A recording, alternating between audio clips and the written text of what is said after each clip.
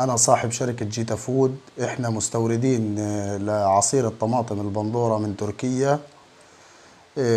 اتفاجأنا في تاريخ 1/8 بفرض ضريبة جديدة 1000 شيكل على طن الصلصة بدل 100 شيكل دون إنذار مسبق، لا من وزارة الاقتصاد ولا من الضريبة ولا من حاجة. تواصلنا مع وزارة الاقتصاد، وزارة الاقتصاد قالت لنا الضريبة اللي فرضت. رحنا على الضريبة قالوا لنا وزارة الاقتصاد اللي فرضت، راجعوا وزارة الاقتصاد ووعدونا انه حيلغي القرار، ولكن هي لنا هلقت من 1/8 اليوم قديش التاريخ 20 يوم، والبضاعة محجوزة من أول الشهر في المعبر.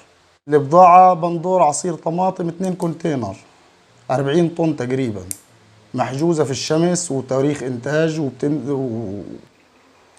وقاعدة بتمشي الأيام وبمشي تواريخ البضاعة.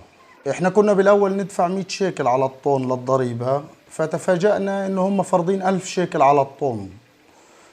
فإشي جنون يعني هذا. إيش 1000 شيكل على الطن؟ يعني بدها تصير علبة الصلصة بدل 8 شيكل بدها تصير 10 شيكل للمستهلك. إشي مش منطق. بعدين الأولى فيهم إذا حماية للمنتج المحلي أو بدهم يشغلوا مصانع غزة، الأول يحموها ويطوروها. وأنا أول الناس بدي أفتح مصنع وبدي أصير أصنع بندورة وبدي أوقف الاستيراد. لكن يجي البضاعة على المعبر نتفاجأ إنه في فرض ضرائب 1000 شيكل على الطن. هذا مش منطق ومش صح. كان لو في انذار مسبق كان انا ما استوردت البضاعه، ما بتوفي معايا. بالاول كنا ندفع 100 شيكل رسوم تكافل لوزاره الاقتصاد و100 شيكل ضريبه على الطن، على كل طن صلصه، زائد انه بندفع كمان للسلطه ضرائب وبندفع للاسرائيليين ضرائب، ولا السوق متحمل ولا البضاعه متحمله ولا الناس قادره تشتري البضاعه، وهيك ضرر كبير. يعني الموضوع صعب جدا. حتى خسائر في اول شيء الجو حامي في المعبر وشوب والبضاعه حتضرب، وبعدين تاريخ الانتاج قاعد بيمشي.